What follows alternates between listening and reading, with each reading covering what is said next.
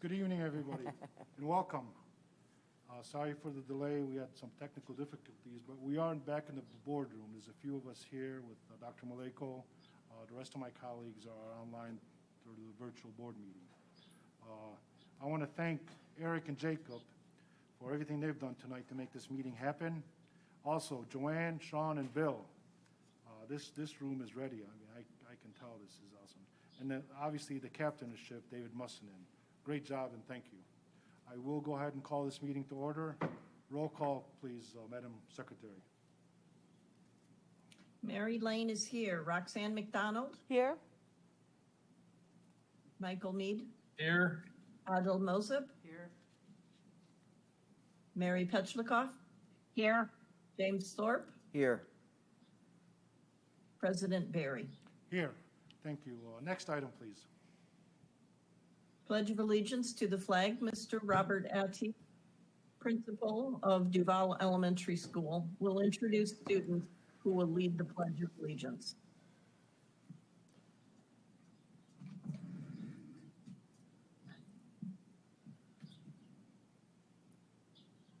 Hi, this is Mr. Addy, the principal of Duval Elementary, leading us with the Pledge of Allegiance for the June 22nd Board of Education meeting, our current, former, and future Duval Penguins.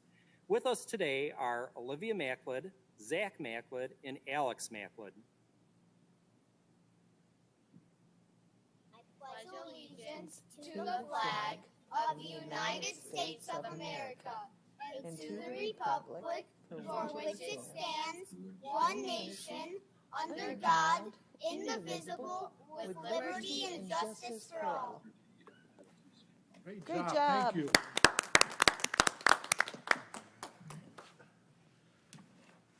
Okay, next That item, was please. amazing. Superintendent's update, moment of silence. Okay, good evening, everyone. Just as we've done at every board meeting since the COVID crisis, I would like to take a moment of silence in general recognition for all those that may have lost their lives as a result of the crisis and/or anyone who is suffering as a result of the current COVID-19 crisis. So if we could please observe a moment of silence.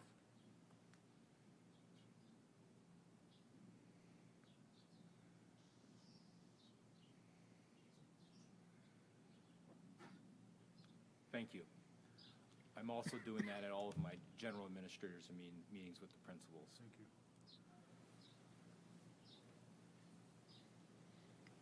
Next item.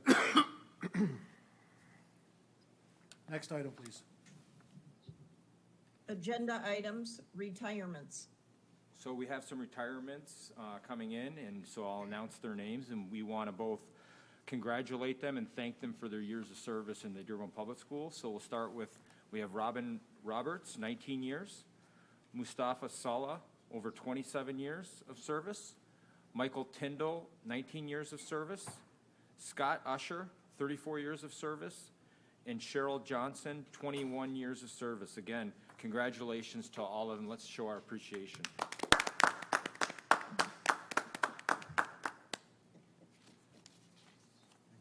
Next item, please. Budget. So I just wanted to mention, we have two board meetings in June every year, and the reason for it is because we have to pass the budget. So today on the agenda is the budget. We've had multiple finance committee meetings, and we've also, last board meeting, we had a presentation from Mr. Wall with a very extensive report, both at the meeting and during the finance, and we've also had our auditors involved. So tonight I just wanted to point it out to the public that we do by law have to pass that by June 30th.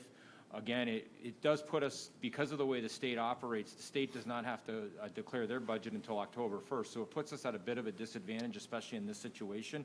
But we have to do it based on an estimate of what we think.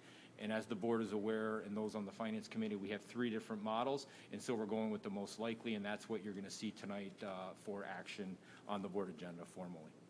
And I want to thank Mr. Wall, the team, and the finance committee and the board for their leadership in this area. I do think that, you know, the fund balance we've built up is going to allow us to help weather this budget storm. Thank you. Thank you. Next item, please. Computer purchase, Mr. Troy Patterson. I'm going to call in Mr. Patterson right now to comment on this because we did pass a action item last board meeting, but unfortunately, because of the shortage, we were not able to get him. So I'm going to see if Mr. Patterson can join us right now and make a couple comments about this action item. And we did send a memo to the board on this issue. Good evening, board members.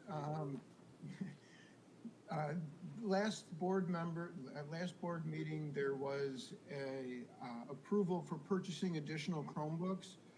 We are not the only district that's purchasing Chromebooks, and Intel is having difficulty meeting demand, so they cannot build the processor that was in the Chromebook that we ordered.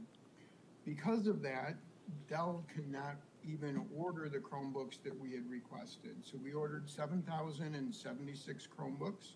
We tried to order 7,076 Chromebooks. However, those are just not available. We worked with Dell to see if there was anything else. They have absolutely no other Chromebooks that can work for us. So we did reach out to HP, who we've used in the past, and we are able to get HP Chromebook. They have a different processor.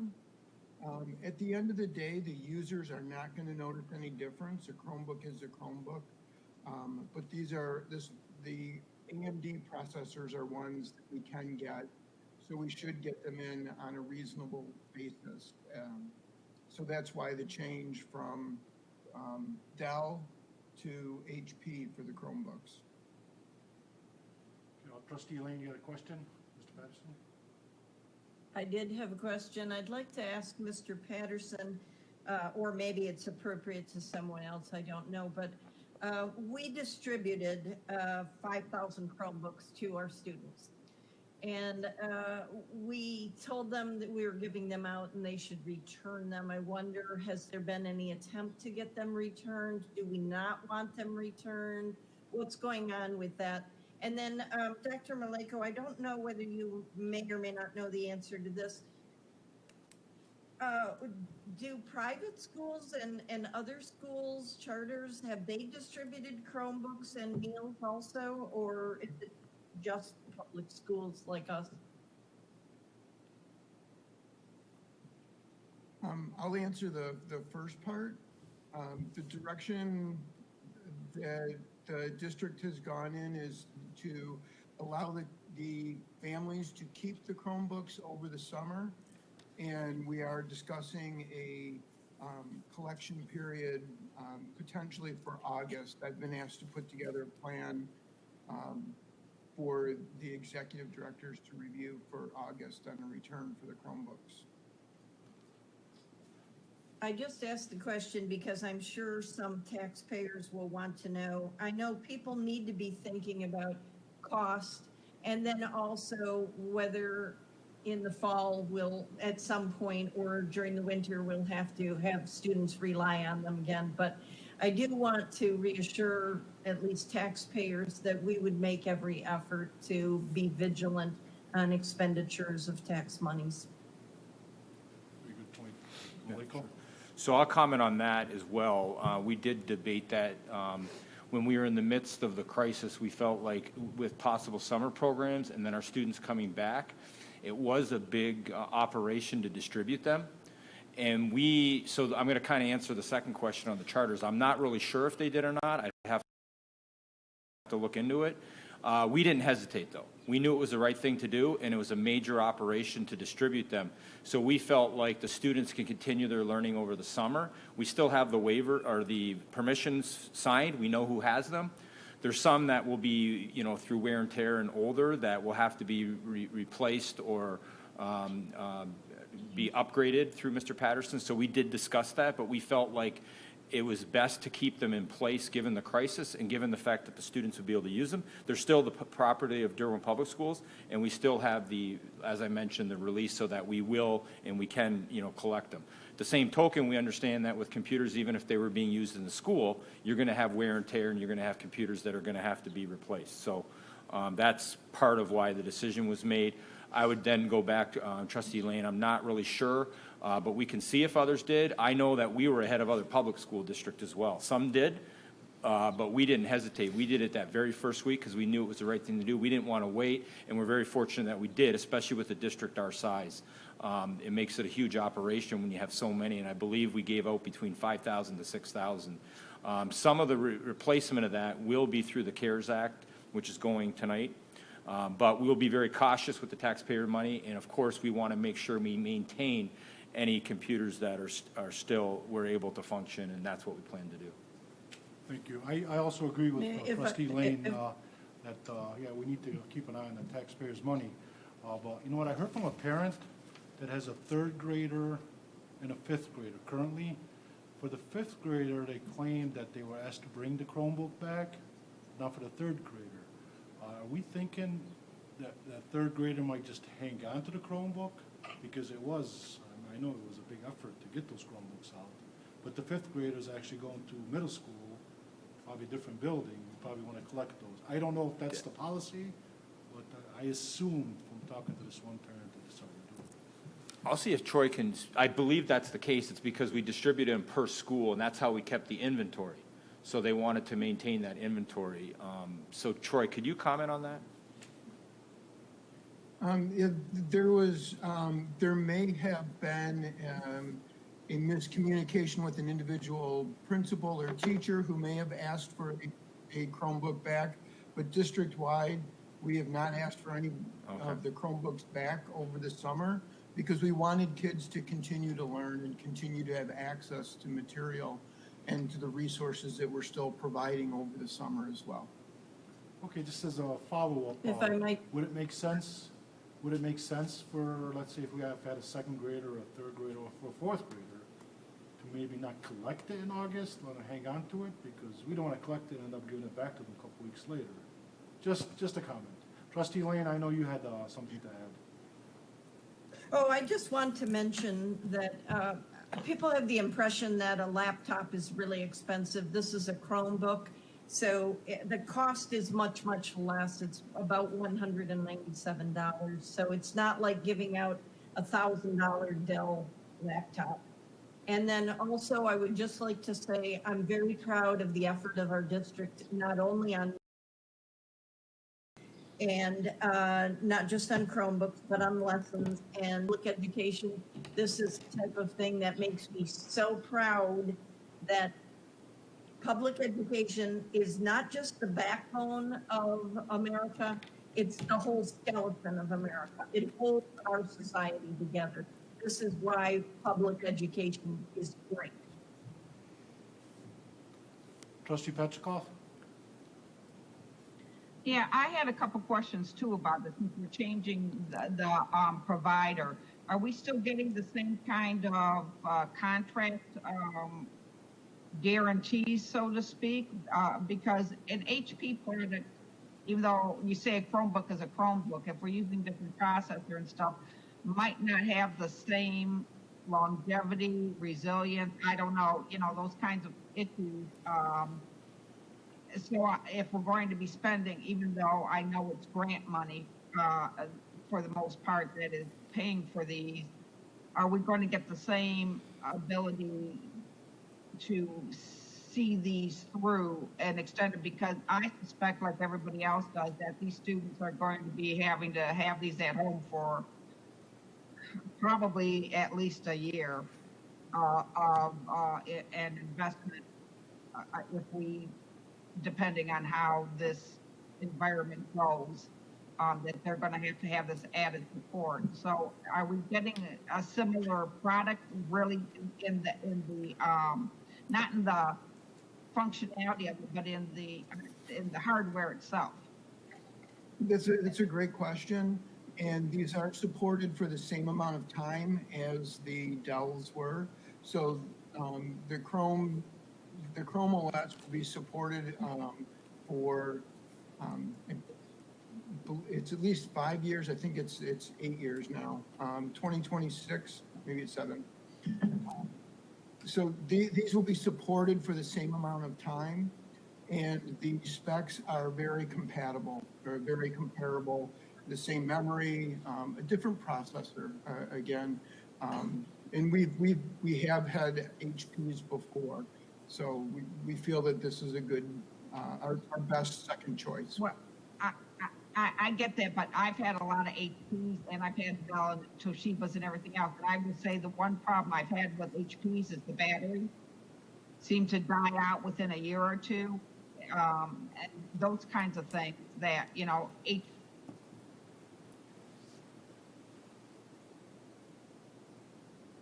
We lost the audio. Oh, they're all frozen. have a laptop that we're handing out in 2 years, it isn't going to be worth, because we have to replace all the batteries or something. Yeah, our experience, these are specifically designed for education. And our experience is that the HPs have held up pretty similarly as to the Dells. Okay. All right. And we do anticipate that most of the Chromebooks we've already given out will probably, as President Barry said, I don't want to take them back in August to turn around in 2 weeks' time to have to redistribute them to the same students because either we have a hybrid classroom and the students are going to be doing enough at-home learning that they're still going to need to have these in their possessions or not. I mean, I want to make sure that we're being smart in how we're monitoring them, but how we're also distributing them. We absolutely will, and that's part of the school reopening committee. And there's a lot of discussion about that to make sure we make the best decision for the kids. Great. Thank you very much, Mr. Patterson. If there's nothing Thank else, you. we'll go on to the next item, please. The next items are non-agenda items. The first one of those is end of the school year. So, Mr. President, if it's okay, I'll just kind of go down all of Please, them. Is yeah, that, okay, please. perfect. And I just want to also thank Mr. Patterson. He was actually on vacation today, but he came back in to make sure we get this budget for the Chromebooks. And again, he did a great job in the team with the 5,000 that were distributed. So thank you, Mr. Patterson, and your team. So the end of the school year, I just wanted to report we had a successful end given the situation. There was a lot of positive recognition ceremonies, and I heard nothing but positive as people were sending me videos and pictures, and it's all over social media.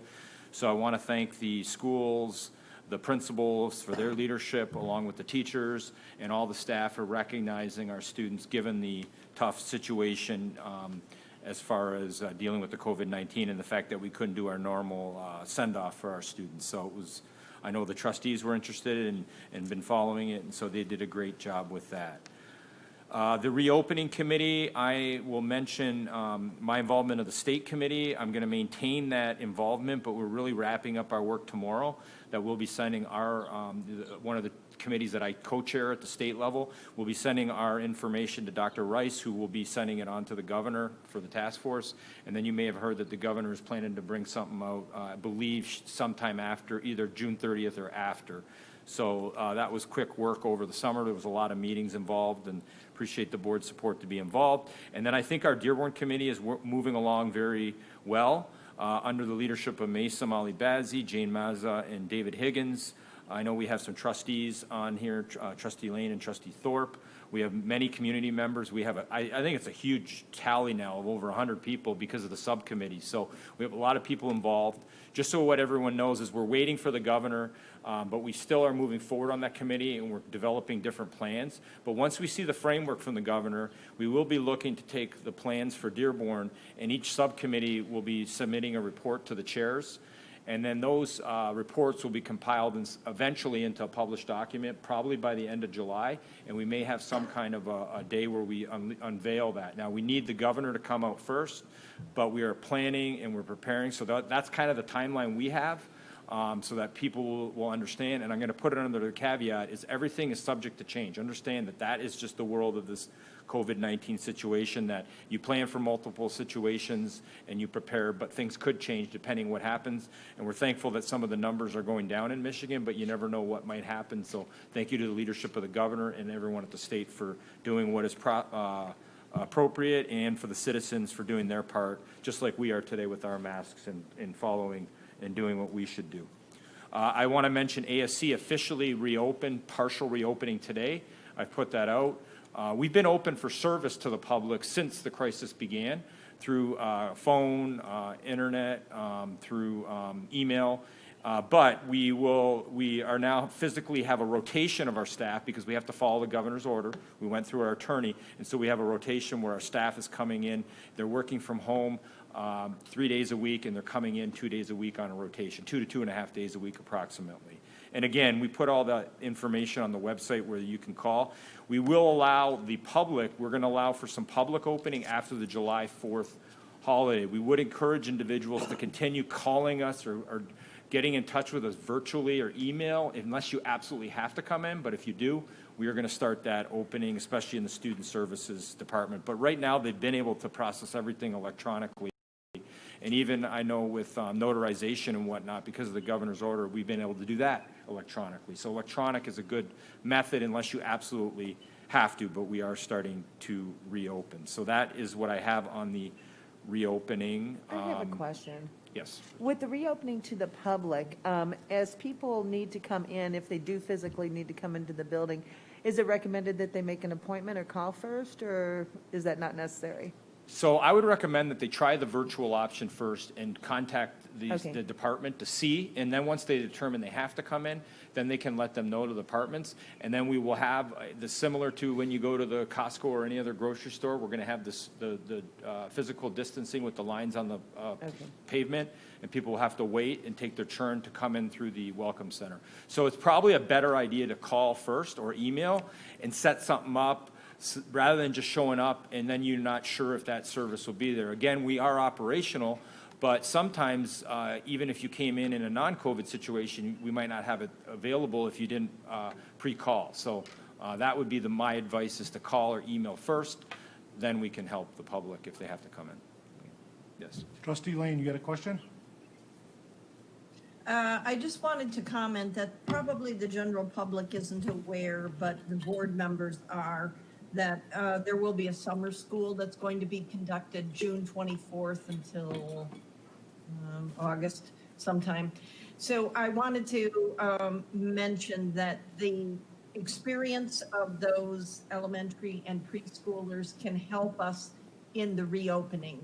They'll have some firsthand experience with how long does it take getting people in, how easily do people adjust to the new protocols and so on. So Dr. Maleko, I mentioned to you before that I'd really like to have the somebody from Dr. Chokel's office or Dr. Chokel herself or some of the summer school people inform the reopening committee what things went well, what things were problematic. And then lastly, I would just like to say that Michigan is one of only 3 states that is green for good and pretty safe because of our work, all of us doing what we should have done, like we're doing tonight. And I really appreciate that. I think that we ought to congratulate ourselves on being champions in so far in this COVID.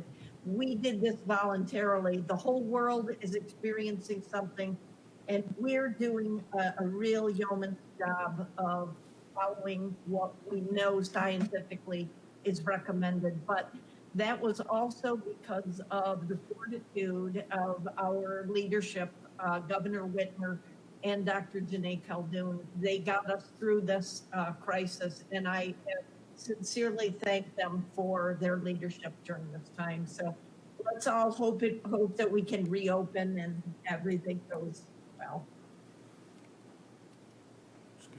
Okay. So graduation update, I have a graduation update. It's been already out there publicly, but just so the public knows, I thought I'd announce it. We will be recognizing our graduates. The dates and the times are set per the approval of the last board meeting. We have Monday, July 13th at Ford at 1 o'clock, Tuesday, July 14th, Dearborn High at 4 o'clock, Wednesday, July 15th, Fortson at 3 o'clock, Thursday, July 16th, Magnet at 6 p.m. We allowed flexibility for each school, given the number of students and given the situation in each building, and the board was supportive of that, so we appreciate that, and kind of the format, but it is going to be pretty similar because the high school principals have been working very hard with their staffs and their teachers, and they've really put their heart into making sure that we will recognize all the students. And I know trustees have been involved, like Trustee Thorpe and Roxanne McDonald and others have joined in the student groups. So thank you to the board for that. And thank you to Trustee Petlicoff, was able to arrange, we're going to have the names that will go through the city marquee at the Performing Arts Center. So on the dates of the graduation, the principals are sending in the names, and then they will go on the board at the Performing Arts Center. They're doing other things too to recognize the students. Some of them were surprises, but I can tell you that the principals are taking it very seriously and understand the situation. So I just wanted to put that out there so that publicly, again, so that everyone is aware. The last thing I want to mention under other, Trustee Petrikov? I just wanted to, it was a citizen who gave me the suggestion to contact the city and get the student names to scroll on the city marquee outside the Civic Center. And that was Paula Hamilton Stokes, who was a charter commissioner along with me and a former city employee. So I wanted to thank her for suggesting it in the first place as a way to add recognition to this day when they're not getting the same kind of formal event that they were used to in the past. Brilliant idea. Great, thank you. thank you. So last thing is just under other, just wanted to mention that we are going to start gradually opening the playgrounds. We've talked to our attorneys. We did start opening fields. Understand when we closed them, we were doing it because of the public health situation. We were doing what we thought was right to protect the health of the community. Now we're going to start opening. We know we've been hearing the city's opening them. We went through our attorney, and we will put signage out that individuals should social distance, so we encourage and ask them to please do that. That was one of the things early on that wasn't happening and was another reason why not only us but the city had closed them. The playground equipment, we are going to say, you know, in the summer, we really only have the ability to sanitize that like once a week because of the work we have and our staff. So we're going to put signage out there so that people understand if they're using them at their own risk. But I think the social distancing is the more important thing of the two. And just reminding people that they're cautious and careful when they're using the playgrounds. If this wasn't a COVID-19 situation, we would have them open as we normally do. But we had to, and we made a decision in what we felt was the best interest, and we know it doesn't necessarily please everyone, but it was done for the right reasons to protect the health and safety of the community. So we are pleased to say that we're going to start gradually opening those playgrounds up. Again, we had already started to open the fields so people could get exercise. And that's all I have unless there's questions or comments. Thank you. Any questions? So, oh, sorry. Trustee Moses? Just a question on the playgrounds. So are they getting also maintained by us on a weekly basis, like as far as the garbage bins being taken care of by our staff, or is that city responsibility? I know we have a contract with that. I'd have to get back to you on how that's handled. I don't know if Mr. Andrews, maybe he can come on here later. I can get back to you after. No problem. I know we would have our normal cycle, though. We wouldn't change it based on the playgrounds. We would still be, because the engineers are still in the building and the custodians are still coming in. So as they do their summer cleaning, they would still need to have the trash removed. If there was an issue somewhere, you know, someone could let us know, but I could get back to you, Trustee Moses, from Mr. Andrews on the amount of cycle for that. I can say like during the day when I drive by some of our schools, that the custodians are out there Yeah, taking care of okay. business, picking up what they need to, taking care of business. So I'm very appreciative of that. Trustee Petrikov? And I will guarantee you that the city will not maintain school property. It will be up to the school to maintain their own property. The city takes care of city parks, and the school district takes care of their properties. Sure, thank you. We'll go on to the next item, please. Next item is recognition and acknowledgements, and the first item is commendations. That'll be Mr. Mustin, yeah. All righty. Thank you so much, Trustee Lane. We do have a few commendations tonight. Before I give the commendations, just a quick technical update. For those, I know that it really doesn't make sense to tell people who are trying to watch on Facebook that you can't watch us on Facebook tonight because the stream isn't working. But perhaps those who are watching on YouTube or watching us on the cable channel can text their friends who are trying to watch on Facebook. Facebook, we do not control that streaming service. We just provide a feed, and oftentimes we have some technical issues with that. Tonight is one of those nights. But our stream is going very well and stable on YouTube, Dearborn Public Schools. We have our own YouTube channel. So we encourage everybody to jump on over to our YouTube channel if you want to watch the streaming video. And of course, we are on Comcast and WOW, channel 19 on Comcast if you want to watch them. So just a little quick, brief technical announcement there before we get into the commendations.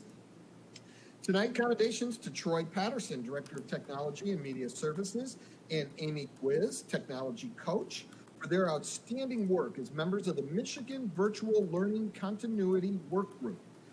This team of 25 classroom teachers, building administrators, and district-level leaders from across the state have been meeting since April, really, to provide Michigan educators with the tools and support they need to ensure that all of their students have access to high-quality learning opportunities during this pandemic and even beyond, of course. The three main areas the group has been working on are professional learning, selecting a learning management system, and aggregating online content for core subject areas. Amy was instrumental in the work that was done to develop the teacher self-assessment, and that is related to professional development. And Troy was heavily involved in the learning management system evaluation tool. Special thanks to both Troy and Amy for the time and commitment that they both put forth to be part of this statewide committee. This is above and beyond their job duties here that have kept them very busy. Their positive representation in this group is a great testimonial for the work that's been going on in our district, and we want to thank them again for that service. Accommodations to media specialist Nancy Hamayed at Fortson High School. The Media Center Library at Fortson has been awarded exemplary status by the State of Michigan Library System. By achieving this status, the library has demonstrated that they are meeting statewide benchmarks for excellent service, learning environment, and leadership for students. The exemplary status is good for 3 years before the school needs to reapply. And so we want to take just a moment to congratulate Nancy and the entire team over at Fortson for achieving this honor. And of course, this is the time of year where now we talk about our graduates and we talk about the students, and I know we have some big graduations coming up in July, but we also want to take some time and make sure that we're congratulating our 118 students who will be graduating from the Collegiate Academy this year. The Collegiate Academy is one of the district's 5-year programs. We offer several 5-year programs. The Collegiate Academy is one of them. It's a little bit different than the others and a little bit unique. It gives the students the opportunity to earn a high school diploma and an associate's degree in 5 years as opposed to 6 years. And those who don't earn an associate's degree still accumulate college credit, and it all can be transferred to 4-year universities across the state and even out of state. This year, the graduates have earned an average of 60 college credits. They also have an average GPA of 3.19, and 66 of the 118 students did earn associate degrees as well. And as I mentioned, all of those credits are transferable, so if they choose to go on to a 4-year university, they can do so and use those credits. In fact, we have an administrator here in our district, an assistant principal at one of our schools, whose son went through this program and is now he not only got his associate's degree, he earned his bachelor's degree, graduated just recently, and is now in the police academy. And so will go on with a 4-year degree and soon be a law enforcement officer. So we want to congratulate all those students on that great program. Thank the board for their leadership. That program was started under Superintendent Whiston, carried on through Superintendent Maleko, and we appreciate the board for supporting the Collegiate Academy. Great opportunity for our students. That is all of our commendations for this evening. I want to thank all of you very, very much.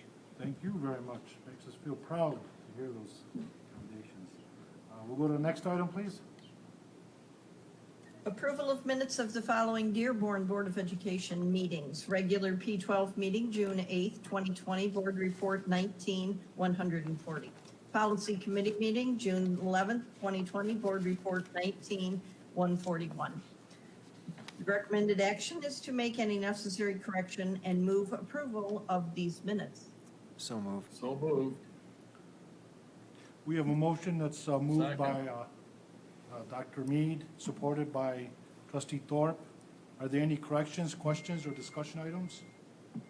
Trustee Lane? I would just like to thank Joanne Harris, who does a really great job, and Kathy Demetrio at the college. They really are practically perfect in a difficult environment. Yes, thank you very much. So, Okay, are there any questions? Hearing none, seeing none, we'll go ahead and, can we have a roll call vote, Madam Secretary, please? Lane, yes. McDonald? Yes? Mead? Yes. Moses? yes. Touchlikoff? Yes. Thorpe? Yes. Barry? Yes. Motion carries. Please attach a unanimous roll call vote. Thank you. Next item, please. Special reports, board compensation and travel expenses by Mr. David Mustonen.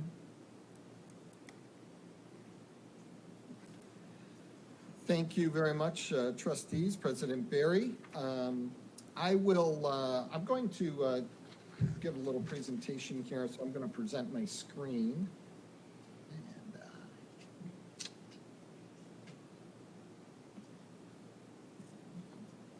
get this going here.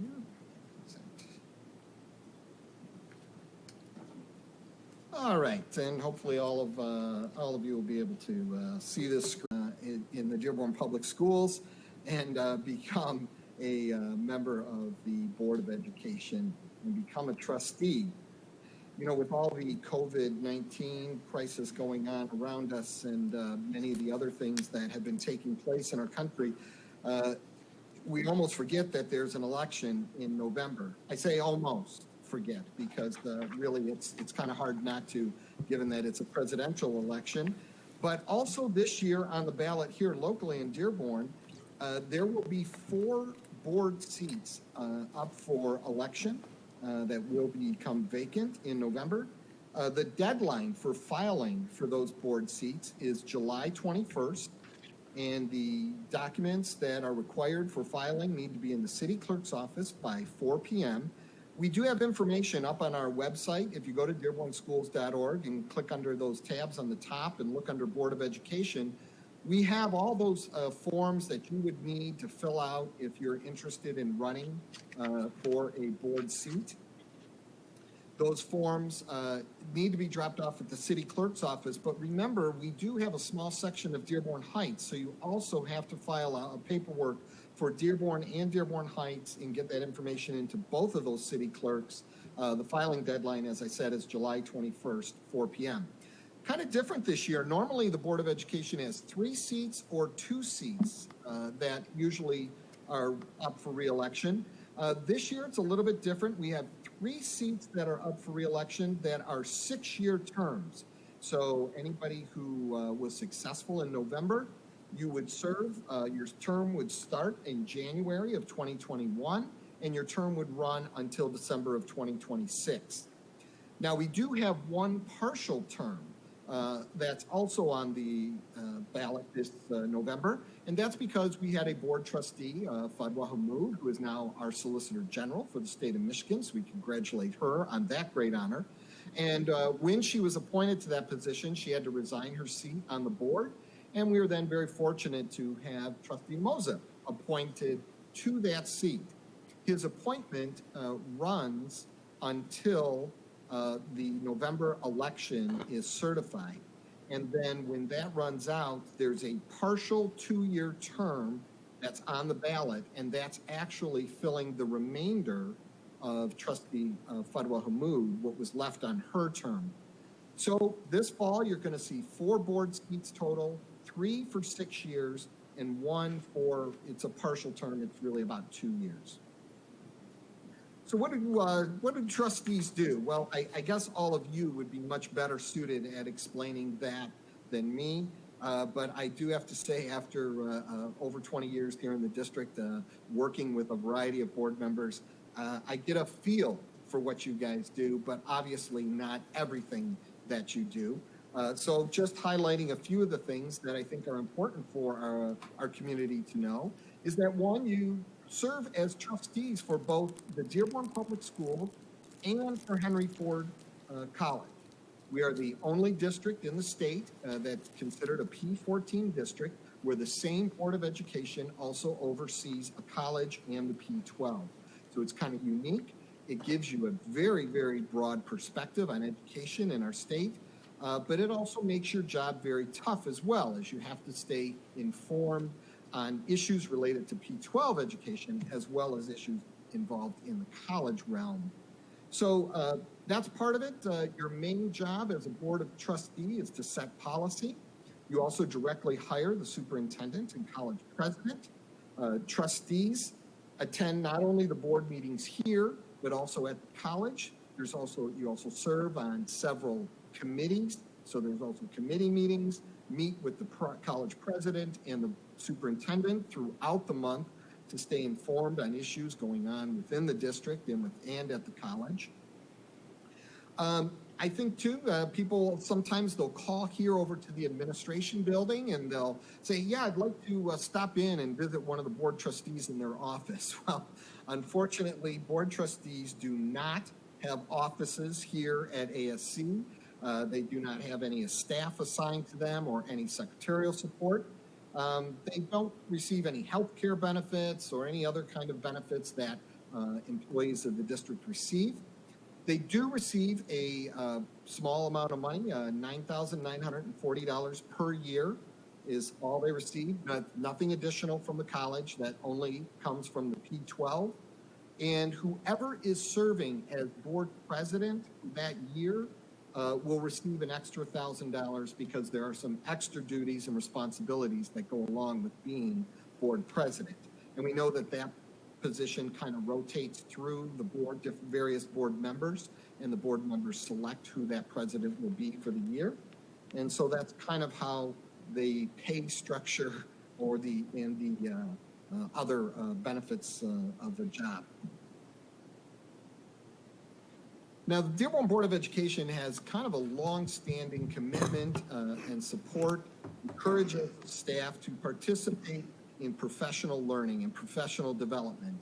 That goes for the superintendent, our principals, our teaching staff, and our non-instructional staff as well.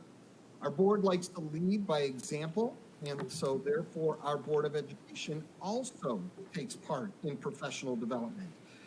There's opportunities to become official board certified by the Michigan Association of School Boards. That's professional development that our board members may choose and select to take part in. Also, our board members attend many conferences, not some locally right here in Michigan and others across the country. These conferences are put on by national school board associations or national superintendents or administrator associations. This is an opportunity for our board to go and learn about best practices and learn about those things going on in other districts, to see where we are and maybe to bring back new ideas. I'd also like to say that our Board of Education has also been presenters at these national and local conferences as well. So that's a direct investment into our Board of Education. And you can see that over the years, the amounts have varied depending on the conferences that have been taking place and those things that are relevant to the district at that time. And that the numbers there represent the financial commitment that the district has made in sending board members to these various conferences, like I said, whether they be locally here in Michigan or throughout the entire country. This year, obviously, the dollar amount is a little bit lower, and that's obviously because of COVID-19. There were many conferences scheduled for the spring that board members were scheduled to go to, and they were canceled, and therefore were not part of this year's budget. Once again, we want to thank our current board members for all the time and all the dedication that they put forth. Really, it's it's really a volunteer position. There's that small stipend amount, I understand, but the amount of time and effort officially, and then the large amounts of time unofficially that all of you put in, talking to friends and neighbors over that back fence at the grocery store, that's all part of the job. But it is very rewarding job. I know that in talking with board members over the years, I know that board members feel very proud of the accomplishments and things that they've been able to do while they've been board members. And so we want to encourage our community to consider the opportunity that lies ahead of them. Consider maybe running for Board of Education. You have till July 24th or 1st to fill out the paperwork and get that submitted to the city clerk. And we definitely look forward to working with all of you in the future. Thank you. Thank you. Only Mr. Mustonen can make this report that exciting. If I wasn't on the board, I'd probably be motivated to run this year. I know Trustee McDonald has a comment or a question. I did. I did want to say that, as usual, Mr. Mustonen did a good job. But I wanted to add just a little list of things on duties, and he did cover most of them. But just to let people know that it is important, and the board spends a lot of time doing homework. We learn what's new in education, not only at the P12, but also the college level, as he stated. But we also get involved with the legislature on a state and also a federal level, and we need to be abreast of what's going on in the legislature dealing with education. So that's an important part of our job.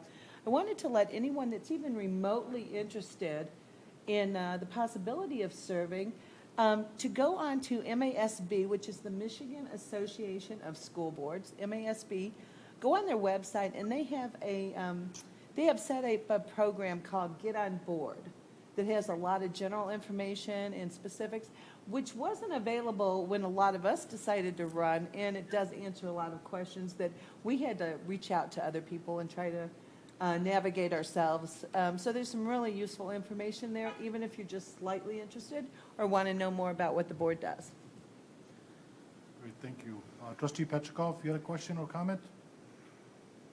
I just had a quick comment too. I know that there was some communication with President Barry about the stipend and dollar figure as well. And I just wanted to give some history to that so that people are aware that for the longest time, the board did not receive any kind of compensation. When the discussion finally came before the board many years ago, and Trustee Lane and I are probably the oldest, or the longest, not the oldest, the longest sitting board members who have some knowledge of the history of it, that at the time that it was a conversation had by the board to consider compensation for the especially heavy lift they do being trustees for both the college and the P12. The consideration was made with what at the time our other local elected officials on city council were being compensated for. And that's how the compensation for the board was determined, was in reflection of the value of the work that the school district board members do is of the same value and should be weighted the same as what city council elected officials are compensated for. And currently city council members make almost $15,000 a year plus $100 per meeting. So the compensation that we get is not, we have not raised that level of compensation in all these years since it was set. But I just wanted to let people understand how it was reflected and why it was considered at the time, that we wanted to make sure that people took us as seriously in running for the board, and that we had the same effect for the welfare of our community as our city council members, and quite frankly, other elected officials such as our Wayne County Commissioner also makes well over $60,000 a year. So that stipend covers the cost of our ability to contribute to the community's good. Thank you for that comment. Trustee Thorpe, please. Yeah, I would just add from what Mr. Mustonen said about the commitments. People will often ask, what's the time commitment? From a time commitment, it's really up to each individual. We all know that because our requirements are we want to be at our board meetings and our subcommittee meetings. But there's an expectation that you will be invited to many, many events throughout the year. And while we are not required to attend graduations, promotion ceremonies, open houses, all these different things, people do expect to see us out there in the community. So this is something that a person should realize.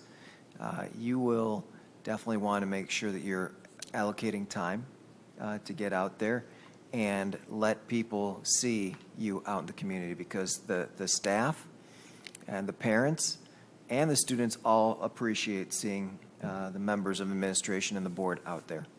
Thanks. Trustee Dr. Mead? Yeah, I'd be remiss if I didn't add to the duties of the board members that they are the group that approves the strategic plan for the district and for the college.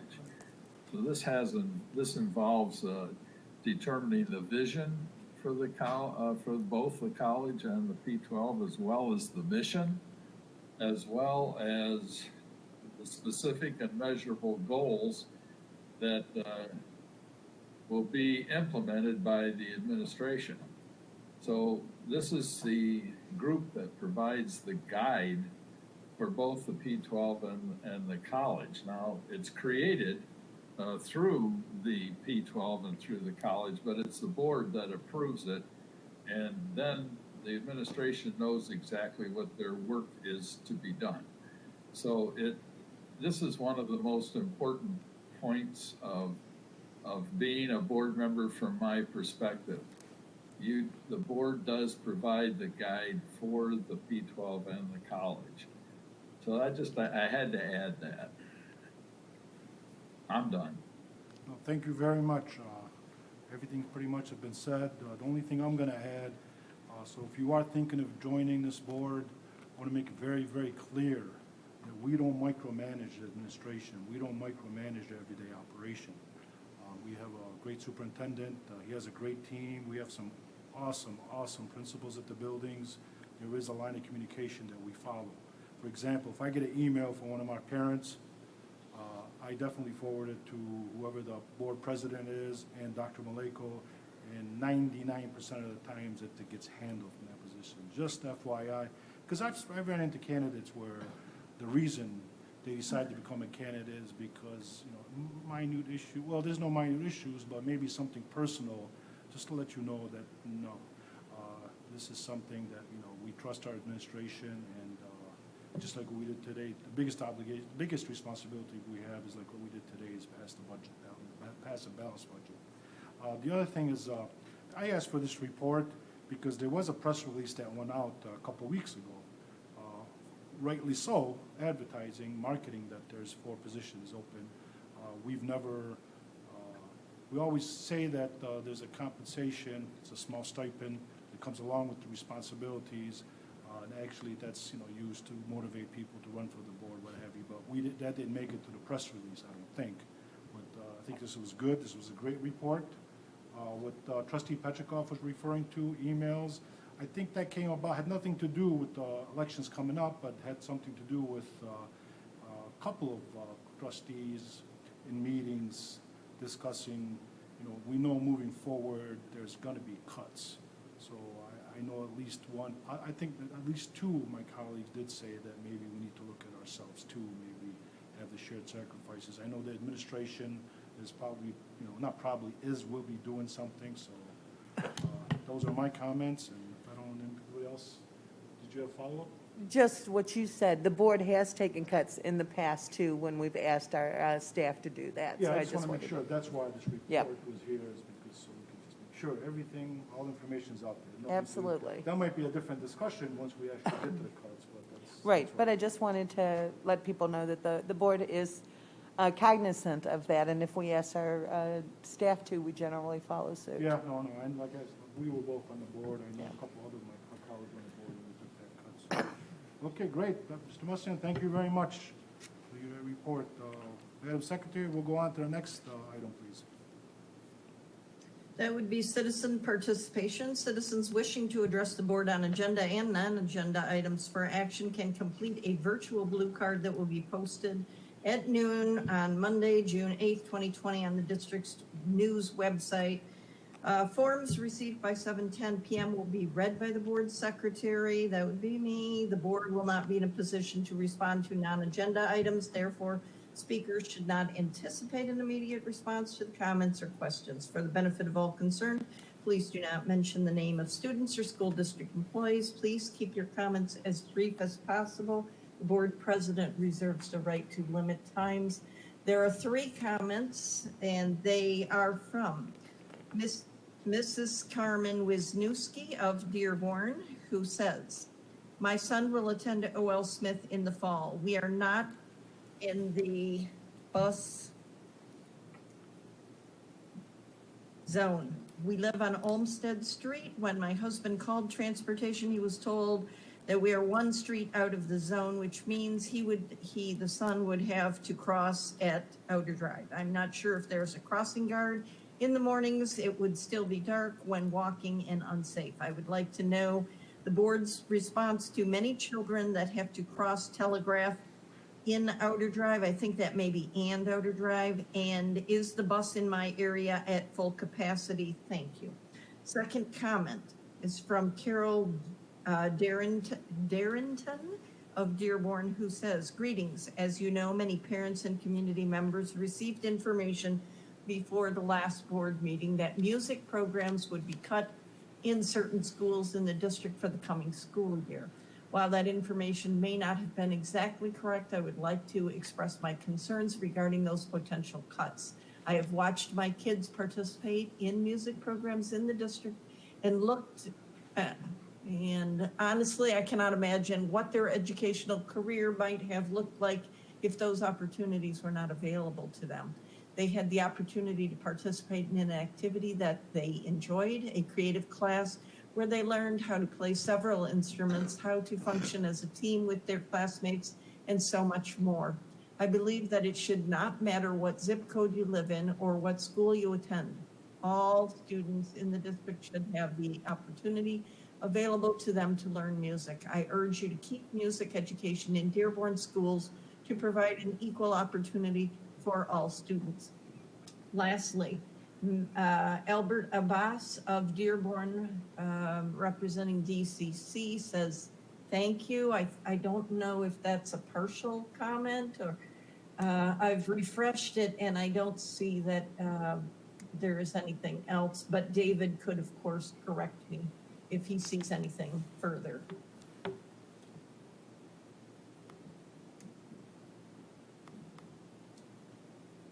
That completes citizen participation, Great.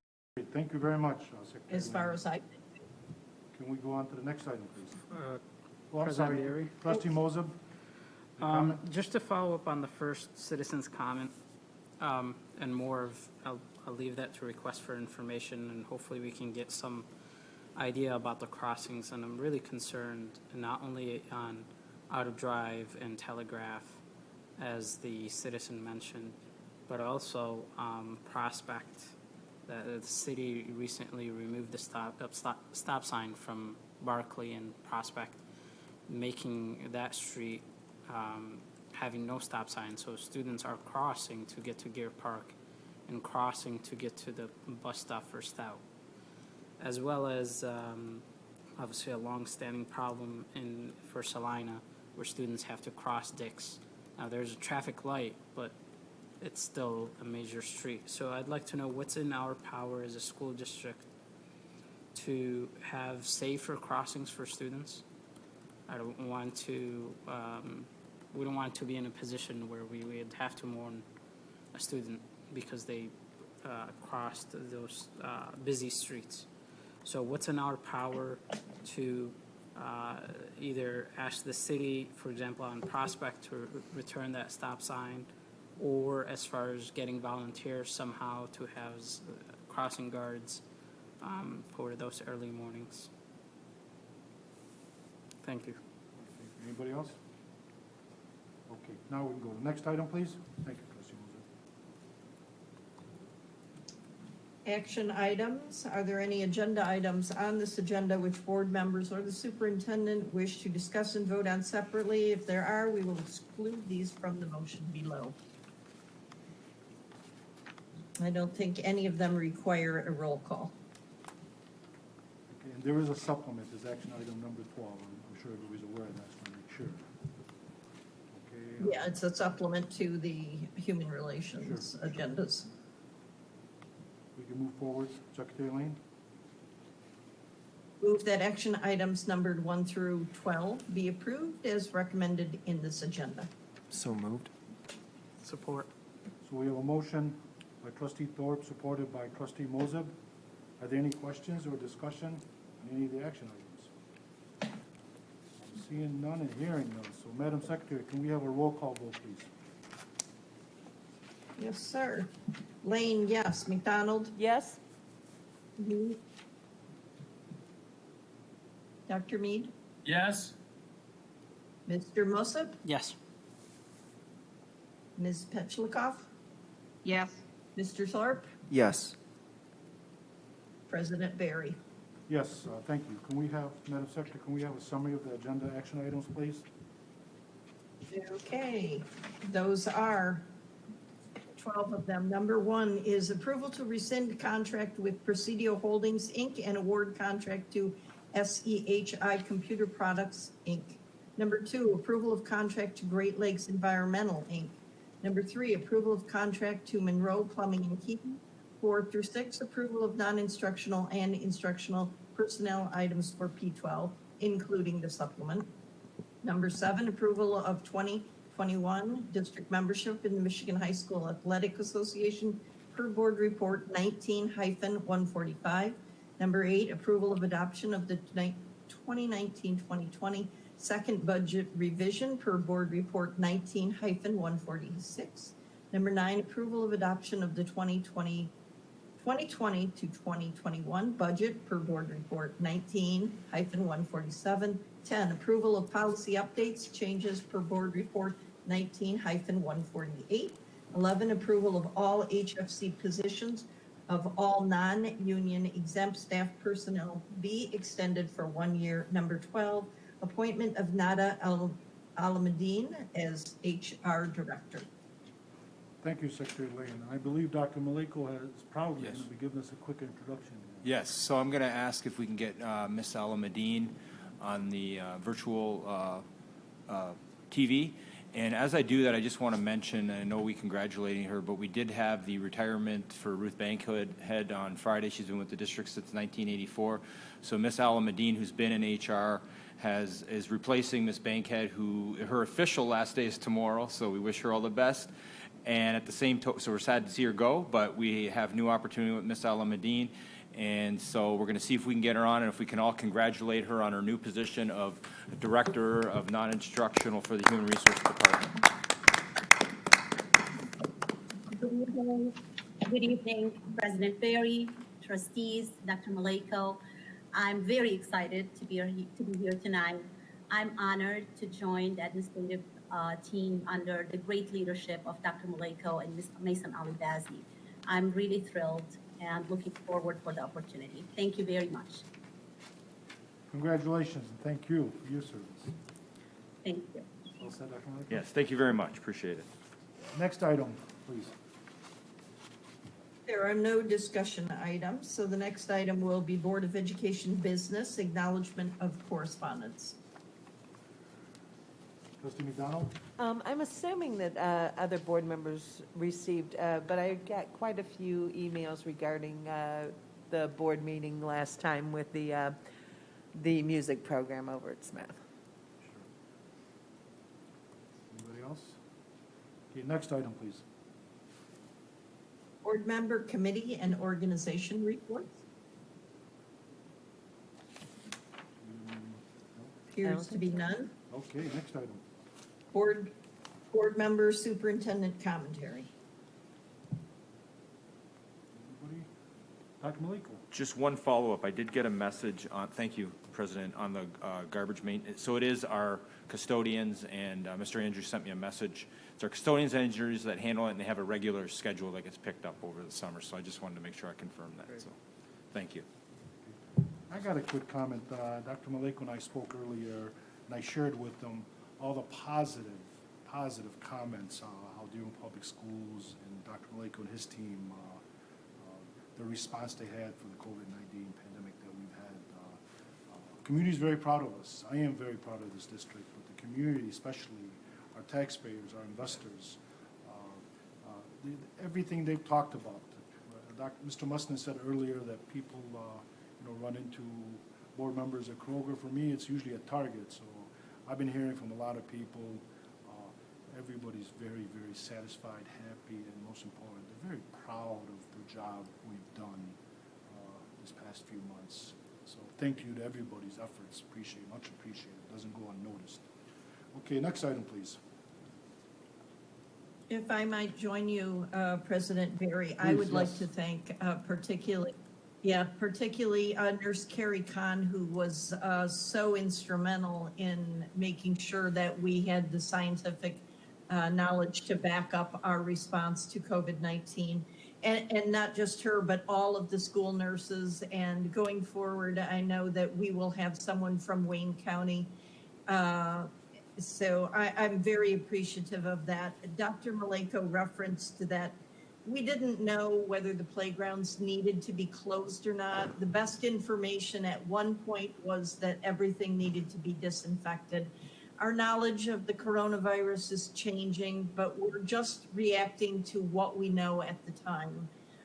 And it served us well so far, although we've had, unfortunately, we know people who have died. I know several people, I know people who have had it. And it is absolutely something that everyone needs to take seriously. But all we can do is base our judgments on what's available. We're learning more. And that's really saved us. And that's why Michigan is one of only 3 states that's really in a green zone. The other 2 states are New Jersey and New York. And I just feel really proud that we've managed this, because this is a challenge of our lifetime. And I think that we've done a fabulous job, and thanks to so many people. So when people want to jump in and criticize, I would just like to say, just remember, we're all trying the best we can with what we know right now. Thank you. Next item, please. Oh, hold on. Request for... Trustee Petrikov? I thought she was raising her hand. I think she froze. Yeah, I just wanted to add to that, that the one thing that I think that we need to remind us all is to pack our patience, because as things change and as we come across new information and or have to change our plans, we have to understand that people are going to become frustrated. And I see a lot of that kind of turning in to anger towards others who don't reflect the same kind of sentiment about what's going on in our community. And I would just like to remind everybody to just take a deep breath, take a step back, and be considerate and kind and patient with everyone, because we're all trying to figure this out as we go. And it's not, and as Trustee Lane said, it's not going to be perfect. We're all flawed human beings, and we're all going to have to work through this and support each other rather than start the attack. And we've seen the frayed spirits through so many trying times right now, be it this environment of dysfunction for a variety of reasons, including the anti-racism sentiments out there and the disease out there and the economic hardships out there, that we all need to realize that we can't get off this ship, and we all have to learn how to work through this together. That's all I want to say because I just see too much of this anger going on of late. Great, thank you very much. Now, next item, please. Requests for information and/or future agenda items. I know there's one request from trustee Moses. Anybody else? Trustee Thorpe? It was brought up again about music in the district. I would switch it to this. There will be several different elective subjects that could run into difficulty next year due to budgetary concerns. So I'd like Dr. Maleko and the administration to see what might we be able to do to try to keep electives in the school as much as possible. We've been doing so much virtually over the last few months. Is there some opportunity to use virtual to still have elective classes? Thanks. Thank you. Anybody else? Trustee Lang? Yeah, I would just note one thing. I read a lot about the changes that we're all going to experience with COVID-19, and particularly helpful to me has been the Atlantic magazine. They're really well respected, and they've had a lot on higher education particularly. But one thing that they've mentioned in thinking about universities is that classrooms that used to be 100, a capacity of 100 students will now be probably having 20 students in them. So it is going to cost us more money to conduct school. And it's very concerning to me. The delivery, we're going to have to get through delivery of education, higher, lower, and all around. I don't know how it's all going to work out, of course, but it's definitely changing the way we do everything. So I want people to remember that, and everybody will do the best they can, but it's changing everything and beyond any way that we can really think of and imagine. Great, thank you very much. Okay, next item, please. Future virtual and in-person meeting dates: Monday, July 20th, 2020, P12 policy meeting, committee meeting, 5:30 at the Administrative Service Center in Frank Franchi Boardroom, following the guidelines of the governor's executive order, whatever is in effect at the time, and virtually available live for viewing via YouTube live at www.youtube.com, DPScom, DEPT. Facebook Live, www.facebook.com, Dearborn Public Schools, and cable channel Comcast Dearborn Channel 19, WOW Channel 15. Monday, July 20th, 2020, P12 Board of Education meeting, 7:00 p.m. at the Administrative Service Center in the Frank Franchi Boardroom, following the guidelines of the governor's executive order, and virtually available on YouTube, Facebook Live, and cable channel. Meeting locations are dependent on conditions related to the COVID-19 crisis. If allowed, meetings would be at their usual locations, but we would follow all state orders and include social distancing policies. Thank you. It's 8:25, and I believe there's no other business. I will adjourn this meeting. Fine, thank you. Bye. So you want us to keep the computers open so that Just they can leave it,